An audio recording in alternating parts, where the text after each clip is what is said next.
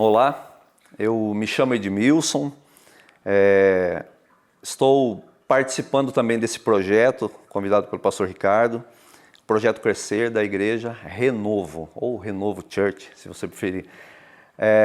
A intenção desse projeto é realmente que a gente venha experimentar algumas ministrações para nos ajudar a botar um pouquinho, uma pitadinha na nossa boca de desejo de conhecer, de crescer através da palavra de Deus. Amém? Os princípios que nós como igreja temos realmente são que a palavra é a nossa única regra de fé e prática. Tá?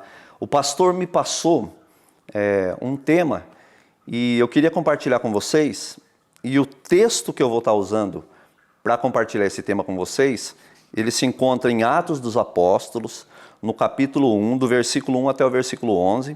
Eu vou estar lendo, gostaria que você acompanhasse na sua Bíblia, talvez a sua versão seja um pouco diferente da minha, mas eu vou estar lendo aqui e acompanhe na sua Bíblia. Fiz o primeiro tratado, ó Teófilo, acerca de tudo que Jesus começou não somente a fazer, mas a ensinar, até o dia em que foi recebido em cima, depois de ter dado mandamentos pelo Espírito Santo aos apóstolos que escolhera, aos quais, depois de ter padecido, se apresentou vivo, com muitas provas infalíveis, sendo visto por eles por um espaço de 40 dias, e falando das coisas concernentes ao reino de Deus. E estando com eles, determinou-lhes que não se ausentassem de Jerusalém, mas que esperassem a promessa do Pai, que disse ele, de mim ouvistes. Porque, na verdade, João batizou-os com água, mas vós sereis batizados com o Espírito Santo, não muito depois desses dias. Aqueles, pois, que haviam reunido, perguntaram-lhe, dizendo, Senhor, restaurarás tu, neste tempo, a Israel? E disse-lhes, não vos pertencem saber os tempos ou as estações que o Pai estabeleceu pelo seu próprio poder, mas recebereis poder do Espírito Santo que há de vir sobre vós, e ser-me-eis testemunha, tanto em Jerusalém, como em toda a Judéia e Samaria, e até aos confins da terra. E quando dizia isto, vendo eles, foi elevado às alturas, e uma nuvem o recebeu, ocultando-o aos seus olhos. E estando com os olhos fitos no céu, enquanto ele subia, eis que junto deles se puseram 2 homens vestidos de branco, aos quais lhe disseram, homens galileus, por que estáis olhando para o céu? Esse Jesus, que dentre vós foi recebido em cima no céu, há de vir assim como para o céu o viste ir. Amém? Esse é o texto que eu peguei para separar, na verdade, algumas coisas que são extremamente importantes da nossa fé, que eu gostaria de chamar de pilares da fé cristã. Tem muitos mais pilares do que esses que eu vou citar, mas eu quero citar 4 pilares que são extremamente importantes para que a gente tenha realmente a nossa fé firmada em algo que é sólido, tá? Por isso eu quis ler esse texto, que era, na verdade, o start, né? O início, praticamente, da igreja, e esses fundamentos fazem parte daquilo que deve ser a nossa vida hoje, tá? Então, nesse texto a gente tem 4 pilares que eu gostaria de compartilhar com vocês. O primeiro é a ressurreição de Jesus, que está no versículo 3, tá bom? Jesus, como, vamos pensar assim, um líder, diferente das demais religiões, aos quais os seus líderes, eles também, como Jesus, morreram. Mas os líderes das demais religiões não ressuscitaram. O nosso Senhor Jesus, ele ficou no coração da terra por 2 dias, e no terceiro dia, Jesus ressuscitou. E a ressurreição de Jesus, ela fez algo extremamente importante, que é o que? Ele tornou a nossa fé em um Deus vivo. O nosso Deus não está morto. nosso Deus ele está vivo e, segundo a palavra, ele está nos céus, sentado à direita de Deus e intercede por nós. Amém? Então, essa é a primeira, vamos falar assim, o primeiro fundamento, o primeiro pilar que eu gostaria de compartilhar com vocês. Em 1 Coríntios 15, 20 a 22, diz que Jesus é a primícia dos que dormem. Então, muitas pessoas morreram e outras pessoas ressuscitaram antes de Jesus. A gente pode citar algumas pessoas. O filho da viúva no Antigo Testamento, Lázaro, que o próprio Senhor Jesus ressuscitou. Mas a ressurreição de Jesus tem algo diferente. Jesus ele ressuscitou com o corpo glorificado. Até tem um detalhe que a gente se lembra nos evangelhos, que quando Jesus se apresenta a eles, Tomé vai tocar nele. E quando Tomé vai tocar, Jesus permite. Mas antes disso, outras pessoas tentaram tocar em Jesus. Jesus falou, não, eu ainda não fui para o Pai. Depois, né, a gente pode entrar em outros momentos, talvez, nesse assunto mais a fundo. Mas Jesus é a primícia dos que ressuscitaram com o corpo glorificado. Da mesma maneira que vai acontecer conosco, que somos servos, que somos filhos e que cremos no Senhor Jesus como as primícias dos que dormem. Então a primeira coisa, o primeiro pilar da nossa fé em Cristo é que Jesus ressuscitou. A ressurreição de Jesus, ela é verdadeira, ela é real e ela tem provas irrefutáveis de que isso aconteceu. E no texto que eu li aqui, fala que ele ficou por 40 dias conversando, ministrando com os discípulos, ok? O segundo pilar, o segundo fundamento que eu gostaria de falar para vocês é a respeito da vinda do Espírito Santo. Jesus ele disse o seguinte, para que eles não se ausentassem de Jerusalém, mas que eles deviam ficar em um determinado lugar. E eles foram para um lugar onde ficaram reunidos por um tempo. E Jesus falou para eles o seguinte, falou que não se ausentem, porque em pouco tempo vocês vão ser batizados com o Espírito Santo. E ele citou, né, que João Batista batizou com água, mas que eles seriam batizados com o Espírito Santo não muito depois desses dias. Em Joel, no capítulo 2, versículos 28 a 31, tem uma promessa que nos últimos dias o Espírito Santo seria derramado sobre as pessoas. E isso aconteceu no próximo capítulo, após esse que a gente viu aqui juntos, no capítulo 2, onde é descrito durante a festa do Pentecostes que o Espírito Santo veio sobre os discípulos que estavam realmente ali esperando, como Jesus falou, que até que do céu eles fossem revestidos com o Espírito Santo. Tá? Então, o segundo pilar que eu gostaria que nós entendêssemos é esse, que assim como Jesus ressuscitou, e é verdade, o Espírito Santo, depois que Jesus foi, o Espírito Santo veio, tá?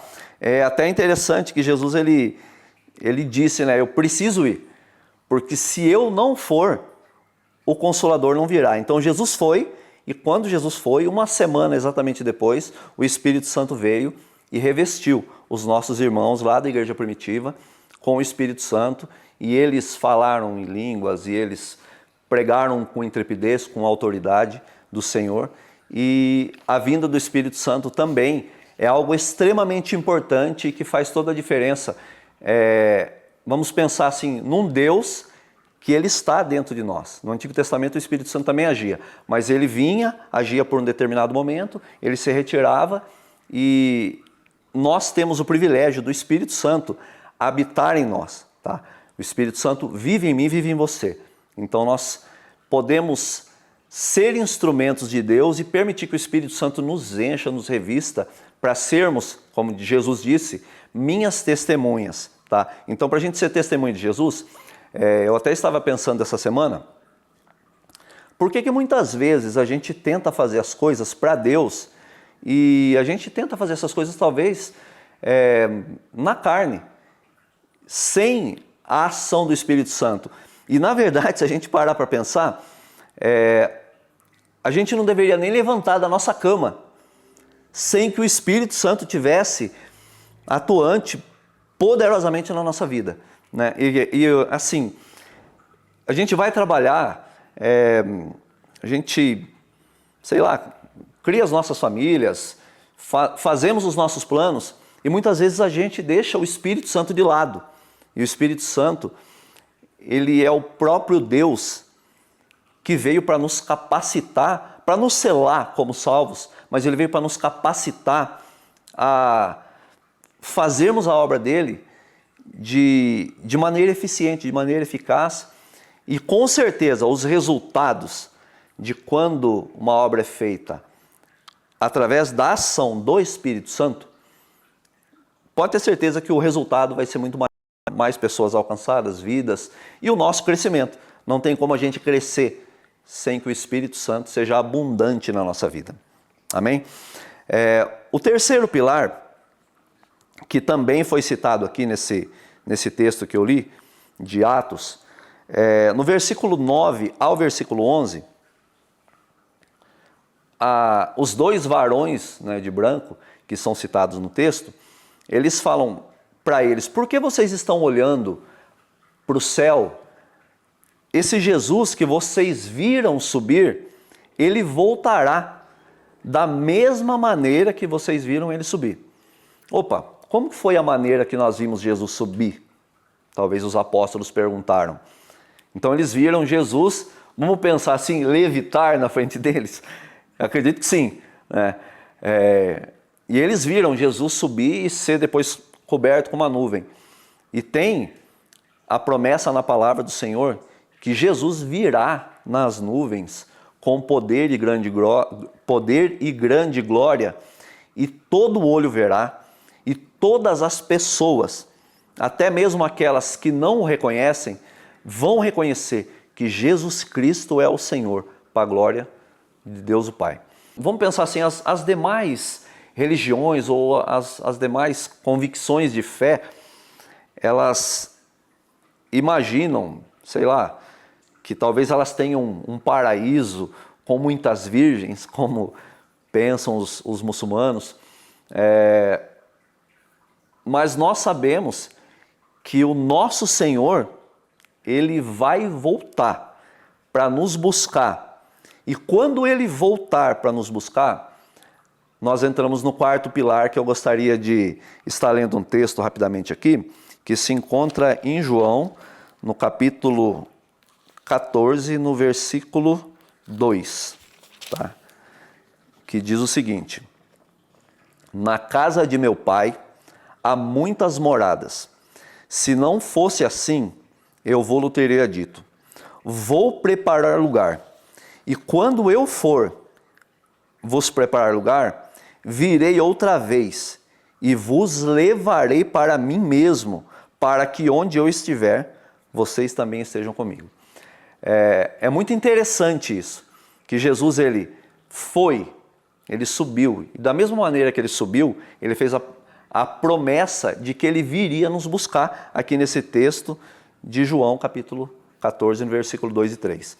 Então Jesus voltará para nos levar, e quando Jesus voltar para nos levar, entra o quarto pilar que eu gostaria de compartilhar com vocês, que é a nossa vida eterna juntamente com o nosso Senhor. Então, eu fico pensando nos nossos irmãos lá do sul hoje.